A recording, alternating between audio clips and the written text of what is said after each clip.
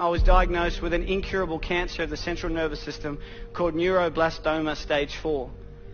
Doctor said no chance of survival, take your boy home and allow him to live the next few months with his family because there's nothing that we can do.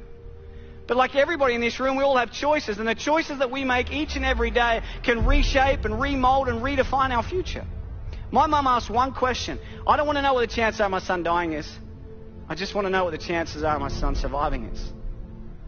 The doctors gave me a 96% death rate. They said, go home. But my mum looked at my glass being 4% full and not 96% empty. But the next day, a doctor came in from America. He said, we're trialling a drug. It's called DTIC. Never been trialed on humans before, only on animals. We're going to trial it on 25 kids. And I truly believe that outside of love, hope is the most powerful word in the English dictionary. This instilled hope into our lives. We started this drug 9 a.m. Tuesday morning. Within 1 month, 20 out of the 25 kids had passed away. Within 90 days, 24 out of the 25 kids were dead. My mum, she would sit there and she would watch a doctor come in and zip up a body bag and wheel them out because of the same drug that she chose to put me on. I say to people all around the world that I'm one of the lucky ones. But I never say I'm one of the lucky ones because I'm still alive. I say I'm one of the lucky ones because I wasn't my mum. My mum had it tough. She had to make a choice to inject the drug into a child that has killed everybody that had ever taken it. Until one day I was finally allowed to go home. The doctor said to my mum, your son, he will never go to school, he will never play sport, he'll be a housebound baby, and if he reaches his teenage years, it'll be a miracle. But we believed in miracles. And my mum wanted my dreams to come true. When I was lying in hospital, my mum bought me a Velcro glove and a Velcro ball. And she'd sit down at the end of the bed and she'd lob the ball to me. I'd catch it and I'd throw it back. Till she gets further and further away until eventually I said to her, I have a dream, and that dream is to one day play baseball in America.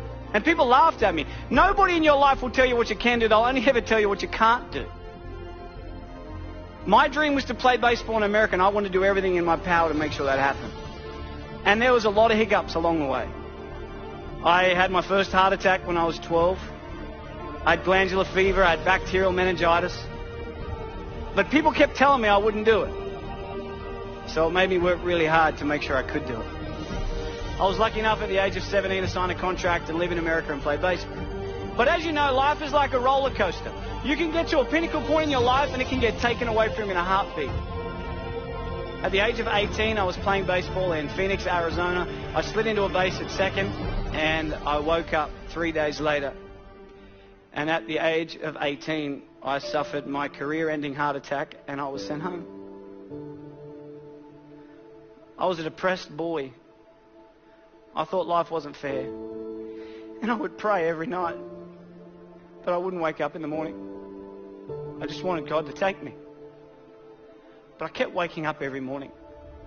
Yet every time I've been knocked down, I always remember what my mum's taught me. Son, it doesn't matter how many times you get knocked down. It's about how many times you get back up that truly determines the quality of your life. When I got home, I got a job in banking. This guy, day 3, tall old guy came in.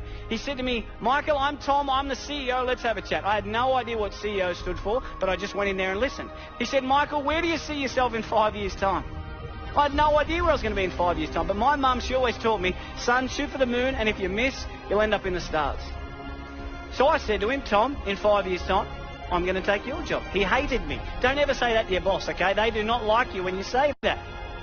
But within 12 months, I was the youngest bank manager in Australia. Within 2 years, youngest area manager. 3 years, youngest state manager. Within the 4th year of being with this company, I was the youngest national sales development manager for one of the largest companies in the world.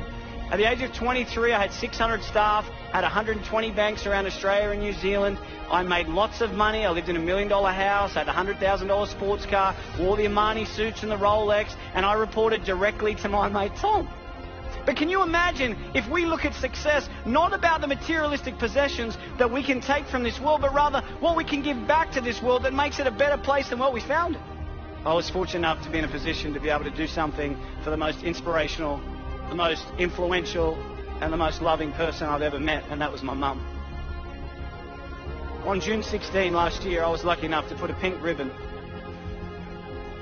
on a door to a brand new home. And I got a chance to buy my mum a brand new house. to be able to give back to someone that has sacrificed so much for me is without a doubt the greatest gift.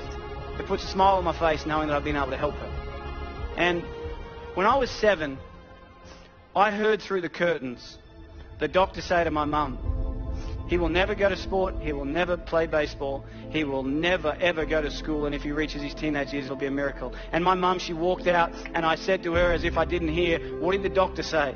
And she said, everything's going to be okay, son. When I was 12, I had a heart attack, and the doctor said to my mum, he will never play sport again. She walked out, and I said, what did he say? And she said, everything's going to be okay, son.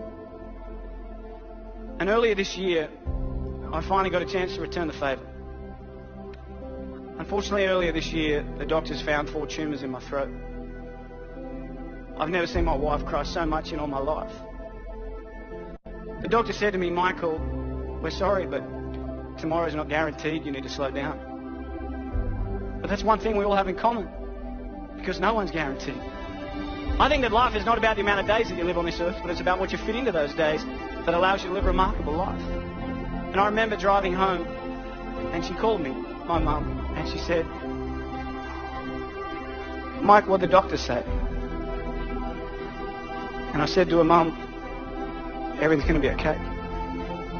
Every one of us, every single day, is blessed with the air that we breathe, the opportunities that we have. And I challenge you every single day to get out of bed and do something that your future self will be proud of.